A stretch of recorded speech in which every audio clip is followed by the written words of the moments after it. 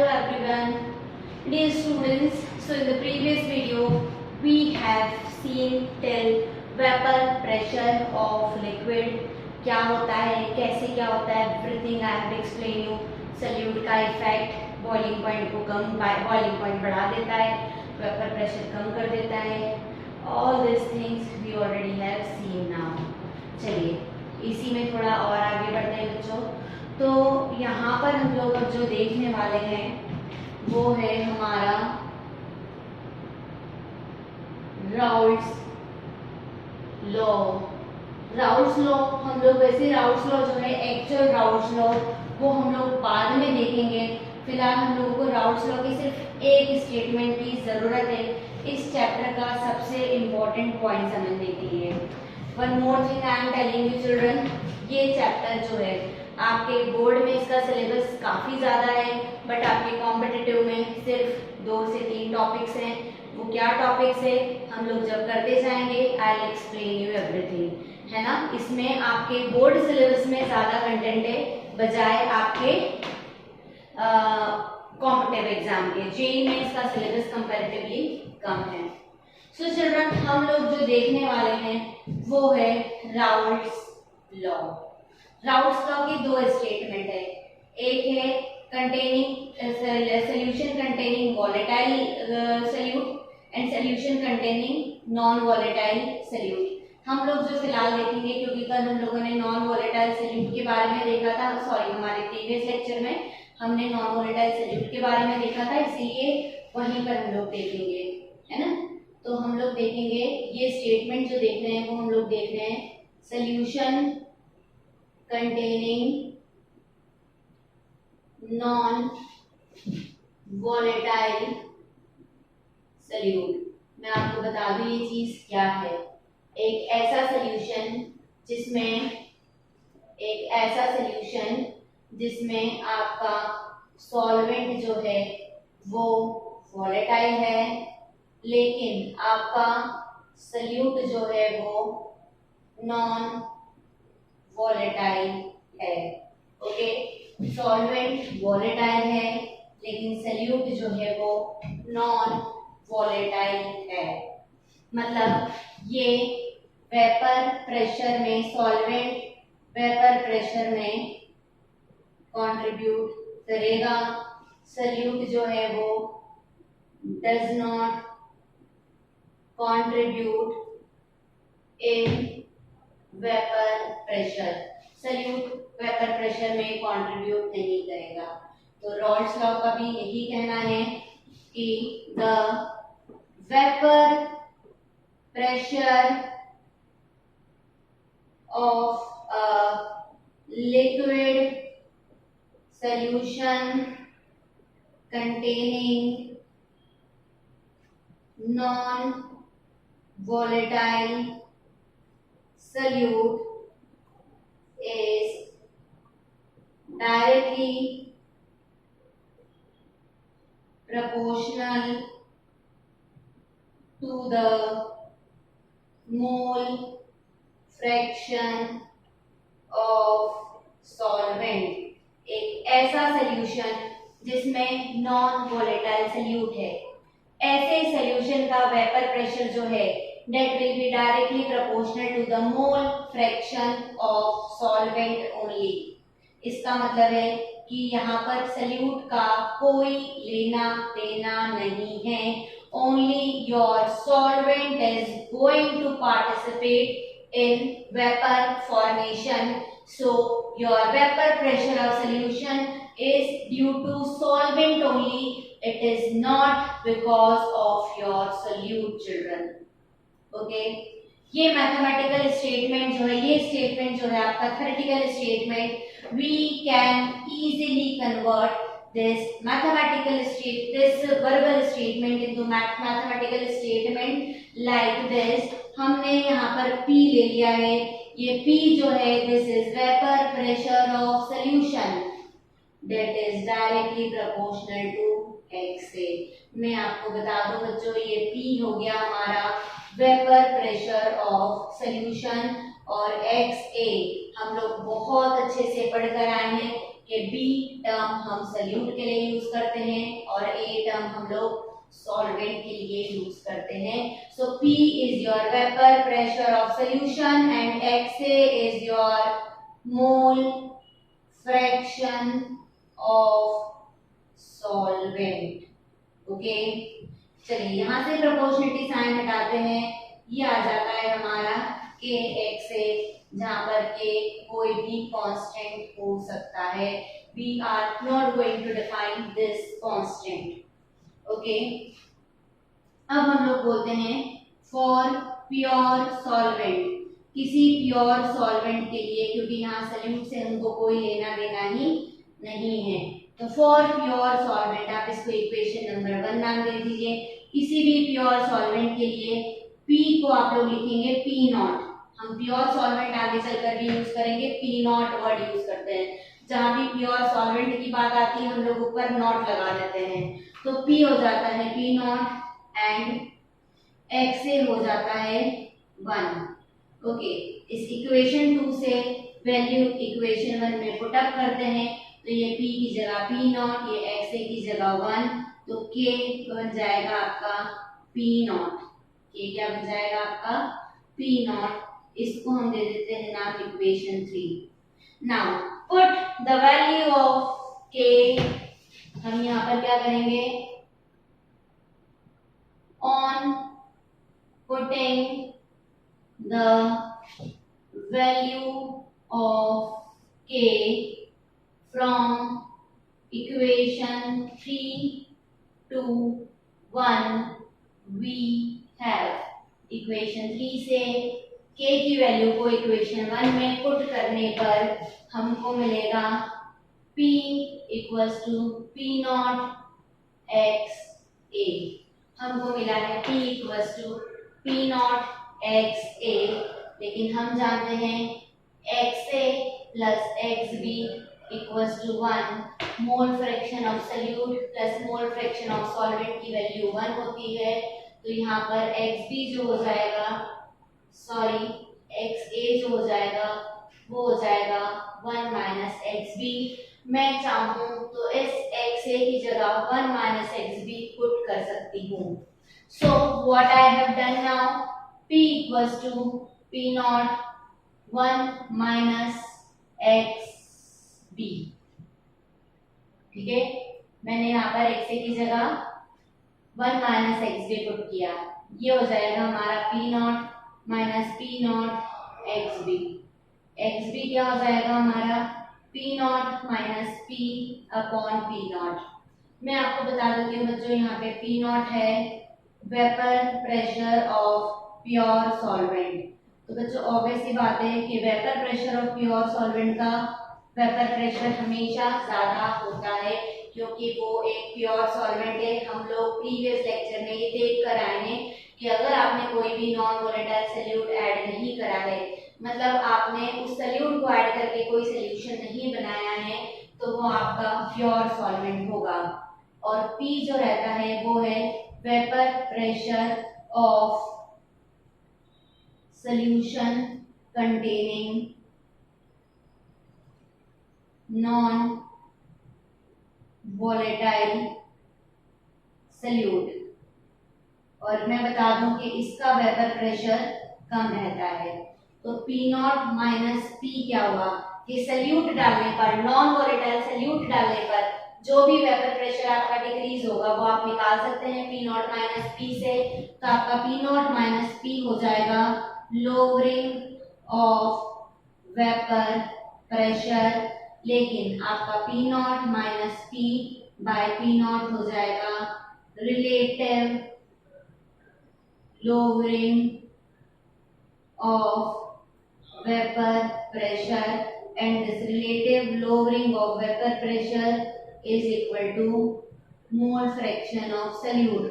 मतलब जितना सल्यूट आप इसमें डालोगे उतना आपका वेपर प्रेशर लो होता जाएगा, आपका लोअरिंग ऑफ वेपर प्रेशर आपको मिलता जाएगा. और हम भी यही पढ़कर आए हैं कि non volatile solute vapour pressure को कम करता है.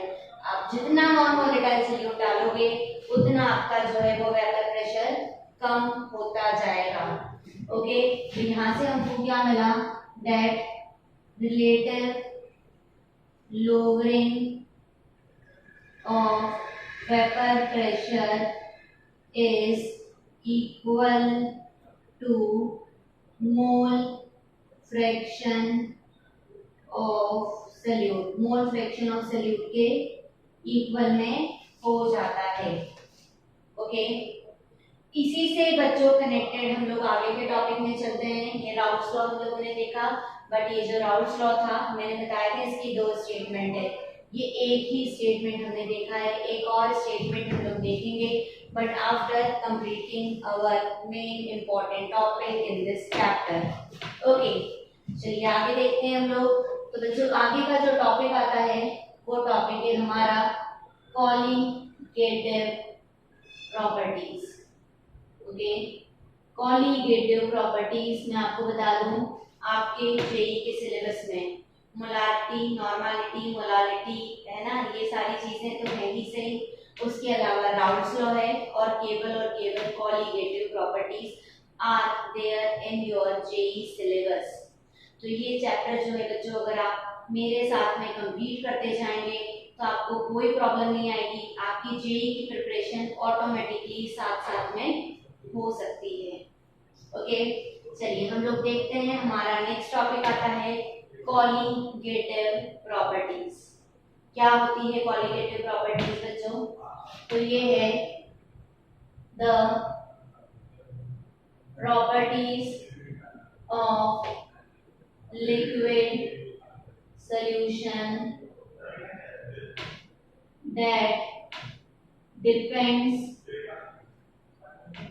upon the amount of solute depends on it and not on the nature of solute particles। ऐसी प्रॉपर्टी जो डिपेंड करती है अमाउंट ऑफ सल्यूट के ऊपर, कितना सल्यूट जो है वो आपके लिक्विड सॉल्यूशन में डिसॉल्व है, but does not depends upon nature of solute. Nature of solute क्या है उससे कोई लेना देना नहीं होता है। टोटल 4 कॉलीगेटिव प्रॉपर्टीज हैं आपके सिलेबस में बच्चों। उसमें से पहली प्रॉपर्टी जो है जो हम लोग थोड़ा सा देख कर आए हैं, बट हम लोग और ज्यादा डिटेल में वो सब चीजें देखेंगे।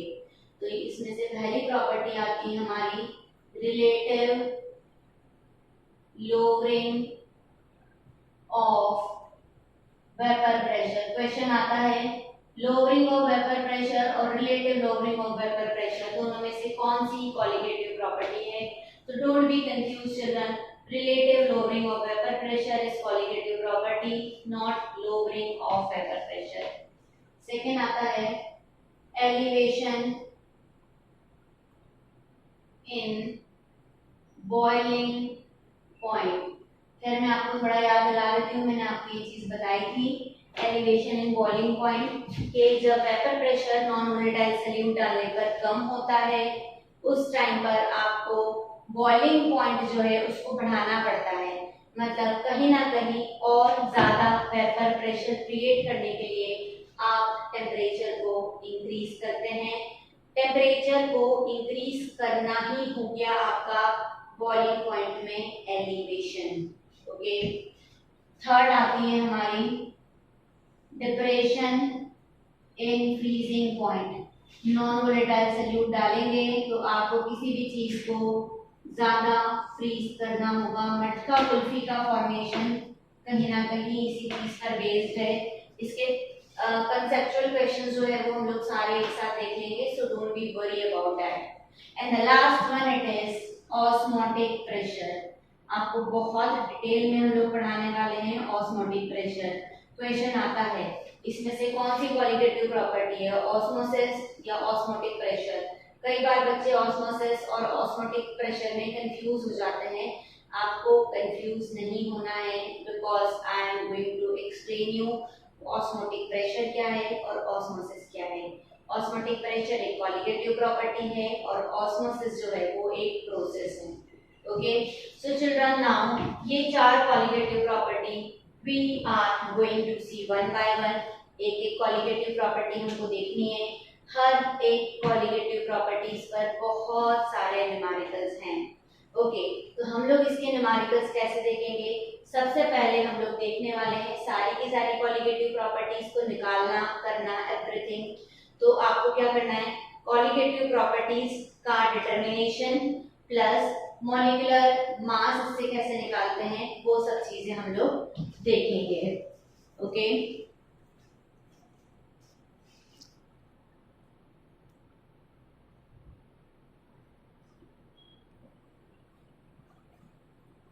so children, here we are going to see our first qualitative property, that is relative lowering of vapor pressure. Okay, so we are going to start here. देखिए बच्चों, हम लोग चलते हैं according to Raoult's law. तो बच्चों Raoult's law क्या था?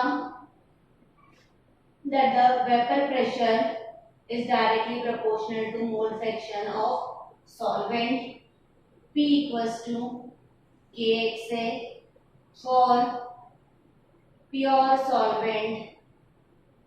P equals to P naught and xa equals to 1. Therefore K becomes equals to P naught. ये हो जाएगा हमारा P equals to P naught xa. P equals to P naught, मैं इसको लिख सकती हूँ 1 minus X B. P equals to P naught minus P naught xb. xb equals to P naught minus P upon P naught.